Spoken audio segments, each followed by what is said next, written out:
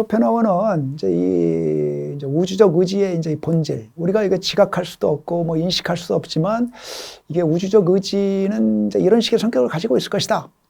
이런 식으로 이제 추론을 해요. 우리가 이 현상 세계 속에서 바라보는 또 인식할 수 있는 어떤 그 인간 의지, 또 이 동물들의 의지를 실마리로 해가지고서 우주적 의지의 본질도 이럴 것이다. 이런 식으로 이제 추측을 하는 건데요.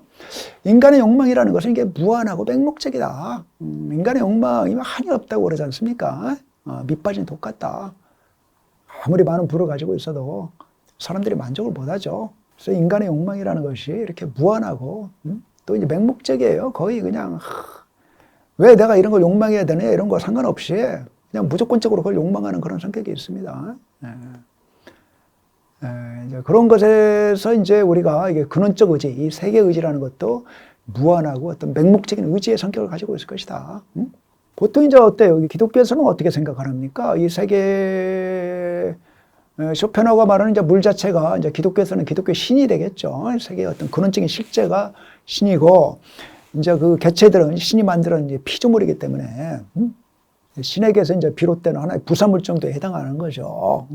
근데 기독교에서는 이제 그 현상계의 개체들을 만든 신이 선하고 아주 자비로운 신이라고 그러지 않습니까? 막 이성적이고 지혜롭고. 근데 이제 쇼펜하우어는 어때요? 지금 이 세계의 본질을, 근원적인 실제를 오히려 그렇게 선하고 자비롭고 지혜로운 존재가 아니라 무한하고 맹목적인 그런 존재의 의지다. 이렇게 파악하는 거죠. 바로 그런 것 때문에, 이런 이유 때문에 이 세계에 악과 투쟁, 이런 것이 존재한다. 더 나아가 이제 현상계 내에서 이게 개체들이 서로 대립하고 투쟁하는 데서 볼 수 있는 것처럼 근원적 의지는 자체 내에 내적인 모순과 갈등으로 차 있어요. 만약에 근원적 의지 자체가 뭐 자체 내에 상당히 만족해 있고 행복해 있다면 근원적 의지에서 나온 그 개체들도 다 행복해 하고 만족해야 되겠죠. 근데 그렇지 않단 말입니다. 이 개체들이 끊임없이 어떤 무한한 욕망에 사로잡혀서 다른 것들을 오히려 더 착취하고 억압하고 그렇단 말이죠. 서로 대립하고 투쟁해요. 뭐 이런 걸로 봐서는 이게 근원적 의지도 어때요? 자체 내에서 어떤 내적인 불만에 오히려 사로잡혀 있고 내적인 어떤 결핍방에 사로잡혀 있고 전혀 만족하지 못하고 어떤 내적인 모순과 갈등으로 가득 차 있을 것이다. 이제 그런 식으로 추측을 하는 겁니다. 그러니까 이제 쇼펜하우어는 이제 젊은 시절에 그런 생각을 했어요. 만약에 이 세계를 만든 어떤 존재가 있다면 분명히 그건 뭐 기독교가 말하는 그런 신처럼 뭐 선한 신이 아니라 오히려 악마 같은 존재일 것이다. 지금 이제 근원적 의지를 그런 식의 존재로 보는 거죠. 내적인 불만에 가득 차 있어가지고서 현상계를 나올 때도 이제 서로 막 끊임없이 투쟁하도록 이제 그런 개체들을 만들어 놓는다. 지금 이런 식의 생각을 하는 거죠. 이에 따라 현상계에서 의지는 자신과 대립되는 현상들을 파괴함으로써만 전체적인 의지의 객관화를 실현할 수 있는 원리로서 나타난다. 의지는 잔인한 것이다. 여기서 이제 이게 근원적 의지라는 것은 이제 하나의 통일적인 겁니다. 그래서 이게 분해가 불가능해요. 분해가 불가능하고 근원적 의지가 이게 각 개체들한테 나타날 때도 그것이 이제 어떤 뭐 근원적 의지의 하나의 뭐 일부가 이렇게 막 쪼개져서 나타나는 것이 아니라 근원적 의지의 성질을 이게 그대로 가지고 태어난다는 겁니다. 나타난다는 거죠. 뭐 그러다 보니까 어때요? 근원적 의지가 이게 무한한 어떤 욕망인 것처럼 각 개체들의 욕망도 무한하다. 그것이 좀 이게 제한이 있고 한계가 있으면 서로 간의 투쟁도 좀 자제하고 그럴 건데 무한하기 때문에 서로 간에 끊임없이 투쟁하고 항상 투쟁을 안 하더라도 자기 자신에 대해서 어떤 불만과 그런 어떤 불만으로 인한 고통 속에서 이게 살 수밖에 없다. 제가 그 첫 번째 강의에서 이제 쇼펜하우어가 이제 염세주의자라고 그랬는데 지금 이제 왜 자기가 이제 이런 염세주의자가 될 수밖에 없는지 이제 그것을 이런 어떤 세계의 이제 본질적인 성격을 이렇게 분석하면서 이제 그걸 지금 뒷받침하고 있다고 볼 수가 있습니다. 그래서 이제 이게 근원적 의지 자체가 자체 내에서 끊임없이 투쟁하다 보니까 이 현상계, 우리가 살고 있는 이 세계도 이 존재자들 사이에서 끊임없이 투쟁과 갈등이 일어나는 이제 그런 장소가 될 수밖에 없다. 그래서 이제 자연 곳곳에서 우리는 이게 경쟁과 투쟁과 승리의 끊임없는 변화를 목격한다. 그래서 이제 의지의 객관화. 여기서 이제 의지는 이제 근원적 의지, 세계 의지를 가리키는 거고요. 그것이 이제 객관에서 나타나는 모든 이런 개체들은 다른 것들의 어떤 물질이나 시간과 공간을 차지하려고 서로 싸운다. 뭐 우리 인간 같은 경우 어때요? 뭐 다른 인간들이 어떤 물질, 재화 이런 걸 막 탈취하려고 그러고, 다른 인간의 어떤 그 점유 공간을 내 것으로 만들려고 하고 막 그러는 거죠. 그리고 이제 그 사람의 어떤 시간을 나를 위한 시간으로, 나를 위해서 이제 일하는 뭐 노예로 만들어가지고 이제 그런 식의 시간으로 이제 만들려고 그러고 지금 그렇다는 거죠. 이런 그 사물들 사이에 이제 투쟁이나 갈등이 뭐 동물이나 뭐 인간들 사이에서만 보일 뿐만 아니라 쇼펜하우어가 보기에는 이게 무기물들 사이에서도 보인다고 보는 겁니다. 자력이라는 것은 중력하고 서로 싸운다. 그러니까 이게 중력이라는 것은 이제 아래로 이제 막 떨어지려는 건데, 이제 자력은 이제 어때요? 그걸 이제 뭐 자기한테 어떤 쇳덩이를 끌어당기는 거니까.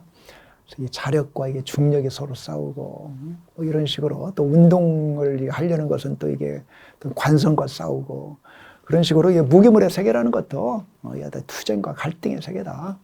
지금 그런 얘기입니다. 쇼펜하우어는 그 인류의 역사라는 것은 또 인류의 또 인간의 인생이라는 것도 어떤 특별한 목적이 없다고 봤습니다. 그냥 자기의 어떤 생존 욕망 추구하고 종족 보존 욕망 추구하다가 그냥 또 때가 되면 죽고, 또 새로운 개체가 나타나서 또 생존하려고 발버둥치고 또 자기 자식 낳고 그러다가 또 사라지고, 그게 그냥 인생이고 또 인류의 역사다, 이렇게 보는 겁니다. 네, 거기에 어떤 뭐 이유나 목적 같은 건 없다. 뭐 헤겔이나 막스 같은 사람은 뭐 인류의 역사에 어떤 목적이 있다고 봤습니다. 뭔가 어떤 이상사회를 향해서 이 세계가 진보해 나간다, 이런 식으로 봤는데, 쇼펜하우어는 이 세계가 진보한다고 보지 않았습니다.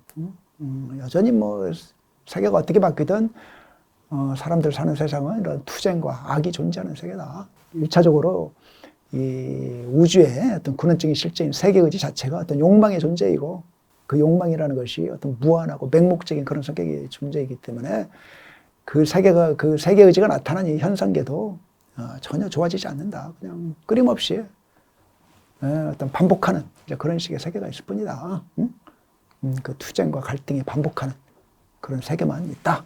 그래서 나는 이게 세계를 이게 참 비관적으로 볼 수밖에 없다. 지금 그런 이야기죠. 어차피 이게 모든 그 생물체들이 쇼펜하우어 보기에는 다 불행한데, 그 중에서도 이제 인간이 제일 불행한 존재라고 봤습니다. 쇼펜하우어가 염세주의자일 뿐만 아니라 여민주의자라고 그랬는데요. 인간에 대해서도 또 염증을 느끼고 부정적으로 보는 이제 그런 사상가라고 봤는데, 지금 이제 여기서도 이제 그런 어떤 자기의 여민주의를 이제 조금 더 상세하게 또 뒷받침을 하는 거죠. 그래서 이제 인간이라는 것은 이게 우주적 의지가 이게 표현되는 가장 높은 단계라고 보는 겁니다. 일단 뭐 무기물로 나타났다가 그 다음에 이제 식물, 동물, 그 다음에 인간으로 이제 가장 늦게 나타나잖아요. 이제 진화의 어떤 과정에서. 그래서 의지의 본성이, 우주적 의지의 본성이 가장 잘 나타난다. 그래서 우주적 의지의 본성은 맹목적이고 무한하다고 그랬지 않습니까? 그래서 인간의 욕망도 다 무한하고 맹목적이다. 근데 이제 이 욕망이라는 것이 이게 무한하다 보니까 어때요? 항상 이게 채워지지 않고 항상 인간들은 어떤 결핍감에 사로잡힙니다. 그래서 다른 동물들에 비해서 인간들은 만족하지는 못해요. 그 어지간한 동물들은 어때요? 이게 기본적인 어떤 그 본능적인 욕망이 충족되면 다들 만족해서 그냥 여유롭게 삽니다. 근데 우리 인간은 어떻습니까? 배가 부르면 뭐 어때요? 권태가 찾아옵니다. 그래서 뭐 재밌는 게 없을까? 이런 걸 또 찾아 나서고. 아니면 이제 또 어떤 뭐 새로운 어떤 근심 걱정이라든가 새로운 욕망에 막 사로잡히고 이제 그렇다고 보는 거죠. 그래서 이제 우리 인간은 이런 이제 욕망도 강한 존재지만 욕망과 아울러서 또 그 욕망을 충족시킬 수 있는 이제 그런 인식 능력, 이 사고 능력이 이제 아주 이제 가장 발달한 존재이기 때문에 인간은 이제 끊임없이 생각을 멈추질 않아요. 그래서 이제 이 생각이라는 것이 특히 이제 인간을 또 불행하게 만듭니다. 그래서 이제 인간을 불안하게 하는 것은 사물이 아니고 그 사물에 대한 생각이다. 에피테토스라고 그리스의 노예 출신으로 아주 유명했던 그 철학자인데, 어떻습니까? 저 말이 무슨 말인지 좀 바로 좀 뭐 느낌이 오지 않습니까? 사실 어때요? 우리들이 하는 그 걱정들, 뭐 대부분은 뭐 99%는 사실은 다 쓸데없는 걱정이라고 그러지 않습니까? 우리가 사실은 일어나지도 않을 것들에 대해서 엄청나게 많은 어떤 그 고민을 하고 걱정을 하고 그렇다고 그러죠. 그리고 또 이제 끊임없이 어떤 생각 속에서 공포를 만들어내요. 예. 그래서 이 공포를 또 견디기가 힘들어요. 좌우간 그 우리 인간의 이런 사고 능력이 이제 발달하다 보니까, 물론 이제 그 덕분에 미래에 대한 어떤 대비도 하고 그렇지만 좌우간 불필요한 이런 걱정, 근심, 번민으로 자기를 괴롭히는 거죠. 까르페 디엠이라는 말이 있지 않습니까? 그 순간을 즐겨라. 근데 저게 말처럼 이렇게 쉽지가 않습니다. 말처럼 쉬우면 저런 말이 뭐 이렇게 격언처럼 돌아다니지도 않죠. 저 말 참 쉽게 말하는데 저거 참 정말 힘든 겁니다. 그래서 이제 우리는 미래에 대한 계획과 걱정 대신에 혹은 과거에 대한 향수나 회한에 젖어 있는 대신에 현재만 오직 실제점이며 확실한 것이라는 것을 잊어서는 안 된다. 따라서 과거에 대한 불평으로 혹은 미래에 대한 걱정으로 현재의 귀중한 시간을 허비하는 것은 매우 어리석은 일이다. 뭐 누구나 다 알고 있습니다, 이거.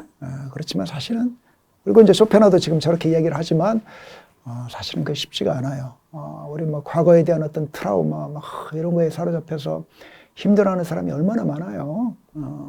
또 이제 우리나라 지금 뭐 자살하는 사람들 많은데 그 중에 이제 많은 사람들이 어떤 미래에 대한 불안감, 그런 것 때문에 그 자살하는 사람들 많을 겁니다. 참 인간으로 산다는 게 참 쉽지가 않습니다.